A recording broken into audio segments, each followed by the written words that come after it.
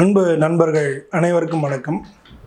பாமனை ஜோதிடம் சேனல் சார்பாக உங்கள் அனைவரையும் அன்போடு வரவேற்கிறேன். ஓம் நமோ பகவதே துவாதசரூபாயாம் தக்ஷ அனந்த கார்கோடக சங்க மகாசங்க பத்ம மகாபத்ம குளிகாதீன் சர்வ விஷமநாதயநாதயாம் ராஜவச்சம் பூதவச்சம் அத்திரவச்சம் ரசர்பவச்சம் சர்வவசீகரம் குரு குரு ஜபேனேமாம் ரக்ஷ ரக்ஷ வாத பித்த ஸ்லேஷ்மாதி சர்வவியாதிநாசேனாதயா. ஓம் ஸ்ரீம் சோம் சுப்பிரமணியாய நமஹ. பொதுவாக 27 நட்சத்திரங்களில் ஒவ்வொரு நட்சத்திரத்துக்கும் எப்படி இருக்குன்றதை பற்றி நம்ம பார்த்துன்னு வந்துட்டுருக்கோம். இந்த பதிவில் 27 நட்சத்திரங்களில் 18வது நட்சத்திரமாக இருக்கக்கூடிய கேட்டை நட்சத்திரம், அதை பற்றி நம்ம பார்க்க போகிறோம். இந்த கேட்டை நட்சத்திரத்துக்கு அதிபதி புதன் பகவான். இவர் இருக்கக்கூடிய ராசிக்கு அதிபதி செவ்வாய். பெண் நட்சத்திரம், இந்த நட்சத்திரம் பெண் நட்சத்திரமாக நமக்கு கருதப்படுறது கேட்டை நட்சத்திரம். கேட்டை நட்சத்திரம் கோட்டை கட்டி ஆளும் அப்படின்னா கூட ஒரு சில சமயங்களில் கேட்டையும் கொடுத்து விடும் அப்படின்றது நமக்கு தெரிஞ்சுக்கணும். குண அமைப்பு எப்படி இருக்கும் அப்படின்னம்னா, கொஞ்சம் பிடிவாதம் உள்ளவங்களாக இருப்பாங்க. தான் நினச்சதை சாதிக்கிறதுல அவங்க ரொம்ப க்யூரியஸாக இருப்பாங்க. தான் நினச்சதை எப்படியாவது சாதிக்கணுன்றத முயற்சி உள்ளவங்களாக இருப்பாங்க. வருங்காலத்தை பற்றி முன்னாலேயே, ஏன்னா அந்த நட்சத்திரத்துக்கு அதிபதி புதன்றதுனால அவர் ஞானகாரகன். ஞானன்றது வேறு, அறிவுன்றது வேறு. அறிவுன்றது நம்ம விஷயங்களை தெரிஞ்சுக்கிறது, ஞானன்றது நம்ம உள்ளுக்குள்ளே சொல்லக்கூடிய இன்ஸ்டிங்க்ட், உள்ளுணர்வு அப்படின்னு சொல்லக்கூடியது. அப்படிப்பட்ட ஞானம் உள்ளவங்க இவங்க. அதனால் பின்னால் நடக்கக்கூடிய விஷயங்களை முன்னாலே அறிஞ்சிக்கக்கூடிய தன்மை உள்ளவங்களாக இருப்பாங்க. தான தர்மங்கள் செய்வாங்க. நட்பு வட்டாரங்கள் ரொம்ப பெருசாக இருக்கும். யாருடைய துணையும் இல்லாமல் தான் சொந்த முயற்சியிலே வரணும்னு முயற்சி பண்ணுறவங்களாகவும் அப்படி வரக்கூடியவங்களாகவும் இருப்பாங்க. கடவுள் வழிபாடு, நல்ல அறிவு, நல்ல தந்திரமாக இருக்கிறவங்க, இதெல்லாம் இவங்களுடைய குணமாக இருக்கும். நீர்நிலைகளில் குளிக்கிறதுல ரொம்ப அதிக ஆர்வம் உள்ளவங்களாக இருப்பாங்க. நொறுக்கு தீனி தின்றவங்கள இவங்க கேட்ட நட்சத்திரங்க. அதிகமாக நொறுகள் சாப்பிட்றவங்களாக இருப்பாங்க.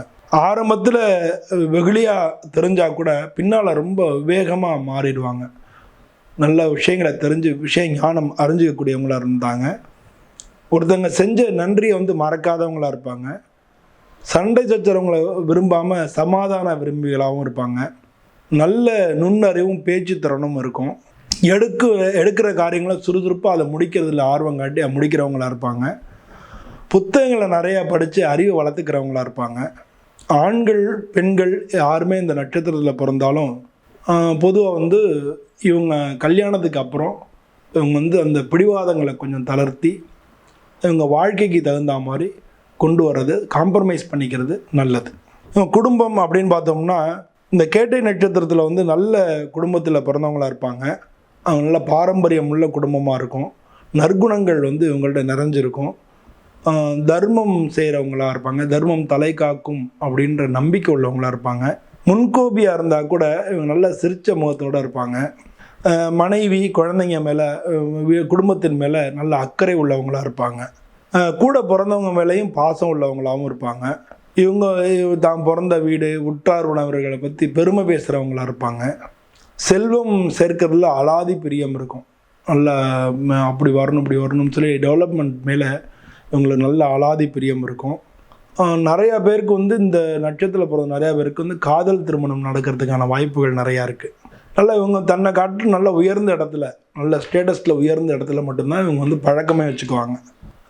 பொதுவாக இவங்கள்ட்ட இருக்கிறத வச்சு திருப்தி அடைஞ்சிக்கிறவங்களாகவும் இருப்பாங்க. தொழில்னு பார்த்தோம்னா இதில் நிறையா பேர் கதாசிரியராக இருப்பாங்க, பத்திரிகை நிருபராக இருப்பாங்க, மனோதத்துவ நிபுணராக இருப்பாங்க, நடிகர் நடிகையெல்லாம் கட்டிட கான்ட்ராக்ட் பண்ணுறவங்களாகவும் இருப்பாங்க, அழகு கடை நிபுணராகவும் இருப்பாங்க.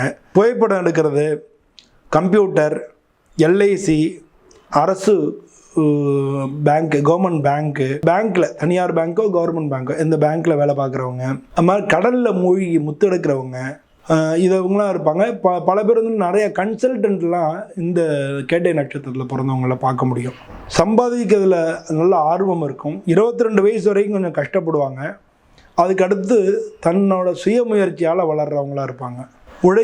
உழைப்பின் மூலமாகவே செல்வம் சேர்ப்பாங்க. தனக்குன்னு தனி ஒரு சாம்ராஜ்யத்தை இவங்க உருவாக்குனது அப்படின்ற மாதிரி இவங்க தன்னுடைய சாம்ராஜ்யத்தை உருவாக்குவாங்க. 46 வயசுல 56 வயசு வரைக்கும் இவங்க நிறையா சம்பாதிக்கக்கூடிய யோகம் உள்ளவங்களாக இருப்பாங்க. கேட்டை நட்சத்திரத்தில் வந்து நல்ல ஆரோக்கியம் இருந்தால் கூட தோள்பட்டை, விலா எலும்புகள், அதில் வந்து வலியும் நரம்பு சம்மந்தப்பட்ட பிரச்சனையும் உங்களுக்கு நிறையா வரதுக்கான வாய்ப்புகள் இருக்குது. ஏன்னா நரம்புக்கு அதிபதி வந்து புதனுடைய நட்சத்திரம்ன்றனால நரம்பு சம்மந்தப்பட்ட பிரச்சனைகள், மைக்ரெயின், அது மாதிரி தலைவலி இதெல்லாம் வர்றதுக்கான வாய்ப்புகள் நிறையா இருக்குது. இவங்களுக்கு பிறக்கும் பொழுதே புதன் தசை, இவங்களுக்கு புதன் தசை 17 வருஷம்னாலும் இவங்க பிறந்த நேரத்தை கணக்கு பண்ணி பாக்கி சொச்சம் இருக்கும். அதில் போனால் சின்ன வயசில் நல்ல அறிவாற்றல் இருக்கும், கல்வி கேள்விகளில் வந்து நல்லா சிறந்து விளங்குவாங்க, படிப்பாங்க, நல்லா படிக்கிறவங்களா இருப்பாங்க. புதன் வந்து பலமாக இல்லை அப்படின்னா அடிக்கடி உடலில் கோளாறுகள் வரும், ஞாபக சக்தி குறையும், கல்வியில் மந்த நிலைமைகள் ஏற்படும். 2வது வரக்கூடியது கேது தசை. இந்த காலகட்டத்தில் வந்து கொஞ்சம் உடல் ஆரோக்கியமும் கெடும், கொஞ்சம் வந்து மறந்து போகிறது, படிப்பில் கொஞ்சம் மந்தமாக இருக்கிறது, இதெல்லாம் இந்த கேது தசையில் வரும். இதுக்கு அடுத்து வரக்கூடிய சுக்கிரதசையில் வந்து நல்ல பலமாக சுக்கிரன் இருந்ததுன்னா நல்ல பலன் கிடைக்கும், உங்களோட லைஃபே சேஞ்ச் ஆகிடும். இவங்க வந்து குடும்பத்தில் சுபிக்ஷம் இருக்கும்.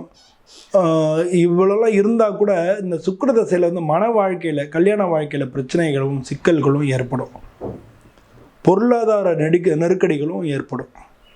இதுக்கு அடுத்து வரக்கூடிய சூரிய தசை. சூரியன் வந்து 10ஆம் இடத்துக்கு அதிபதி அப்படின்றால அந்த காலகட்டத்திலையும் சரி, அதுக்கடுத்து வரக்கூடிய சந்திரன் 9ஆவது இடத்துக்கு அதிபதி. ஸோ சூரிய தசை காலத்தில், சந்திர தசை காலத்தில் இவங்களுக்கு நல்ல முன்னேற்றம், அந்த ரெண்டுமே சூரியன் சந்திரன் இவங்க ஜாதகத்தில் நல்லா இருந்ததுன்னா நல்ல முன்னேற்றமான பலன்கள் எல்லாமே நடக்கும். பொதுவாக இவங்களுக்கு வந்து பாலுள்ள மரம் அப்படின்னு சொல்லக்கூடிய பராய் மரம் இதான் வந்து இவங்களுக்குள்ள ஸ்தல விருட்சம். ஸோ இவங்களுக்குள்ள விருட்சம், இதை வணங்கினாலே நல்லது.